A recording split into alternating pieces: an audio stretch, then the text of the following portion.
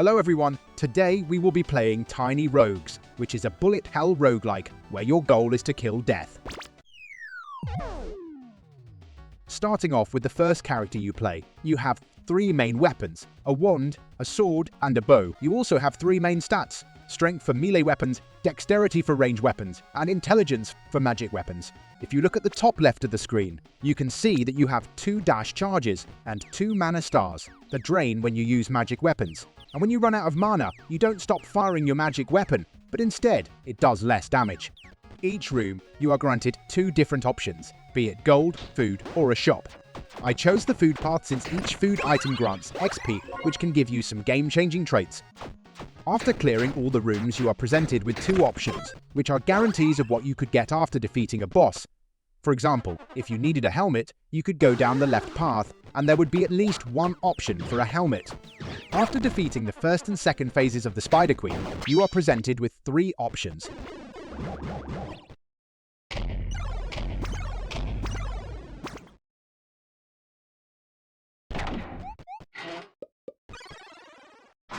After each floor, there is a campfire where you can either spend souls to replenish health or spend souls to increase either your health, dash, or mana. Souls can be obtained from killing bosses or can be given as room rewards.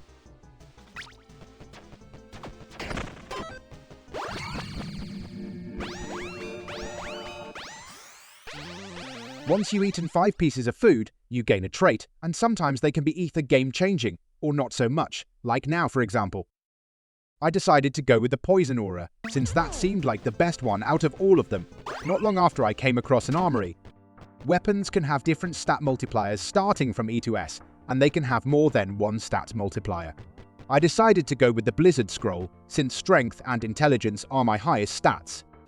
After going through each room, I used a bomb to blow up the rubble to get a guaranteed rare item.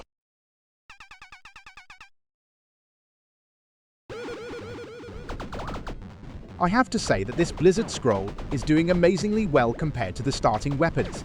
Just watch how easily I can destroy this boss.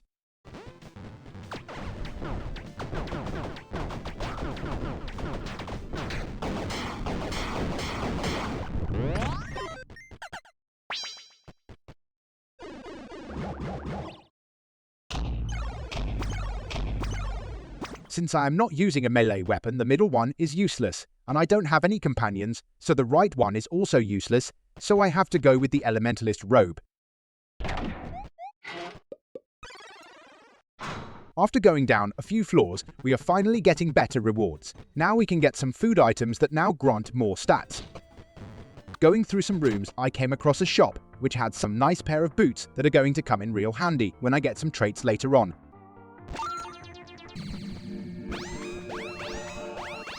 After eating another 5 pieces of food again, we are presented with 4 traits, and finally, we get a good one. The Agility trait takes your movement speed modifiers and adds it to your attack speed. So the pair of boots that I got earlier now adds 40% attack speed instead of 20%, yet it will become even better later on when I get another trait. After defeating the floor 3 boss and heading down, I am now able to increase my health by asking for a favor to the fire.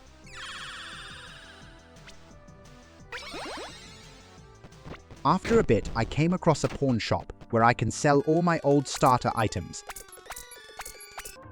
There was also a shop that had a food item that gave me +3 intelligence, and right after that, there was a blacksmith where I could upgrade my weapons. Once I defeated the 4th floor boss, and taking my first bit of damage from the 5th floor boss before defeating him, I was able to increase my health once more.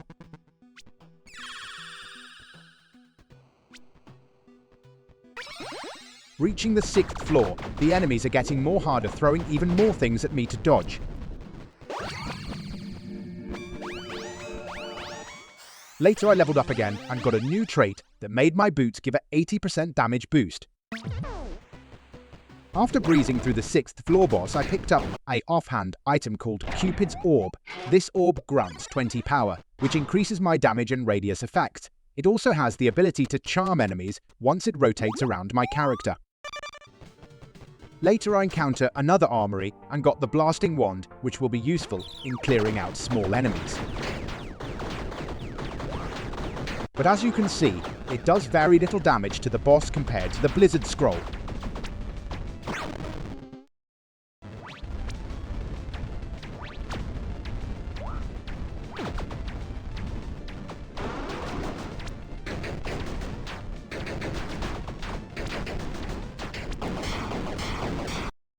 After defeating the dragon on the 7th floor, I acquired the beetle armor, which grants 2 beetle companions that will fight alongside me.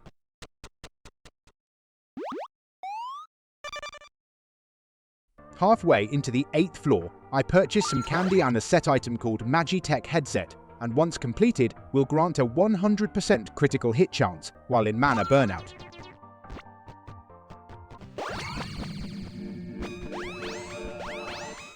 I level up again, and I didn't like the options, so I re-rolled, which did not really help since it was trash too. So I decided to go with Step of the Wind, which grants a Tailwind when I dash. Tailwind is a stackable buff that grants 5% attack/movement speed per stack. Going to the 9th floor, I increased my health again, and just looking at it makes me feel pretty safe and confident that I can kill death. Later I went into a Mimic room. Mimics drop more items than regular chests, and you don't need a key, so it is quite lucky to come across one. I got a good powerful weapon called the Drain Scepter that could have a DPS of 5,000 to 10,000, and not only that, it also grants Invigorate, which gives 25% movement speed, which in turn grants 50% damage boost. Just watch me melt the 9th floor boss and look at those big numbers that just make the brain happy.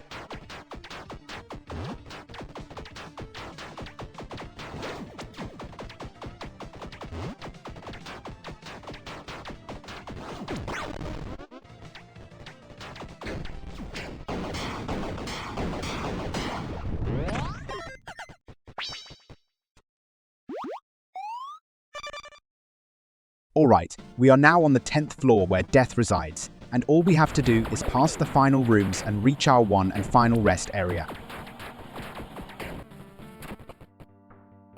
Since I'm already at full health, there is no need for me to rest. Now let the final showdown begin.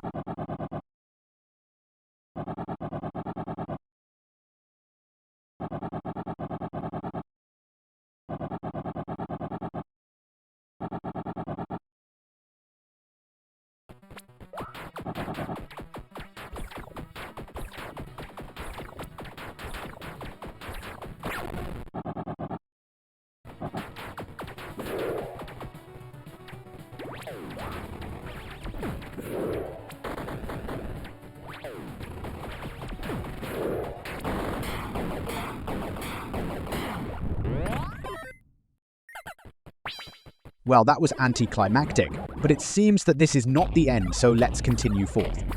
Heading onwards, our character states that they are exhausted and that they feel a cold wind trying to get a hold of them. I refuse to let them take me and...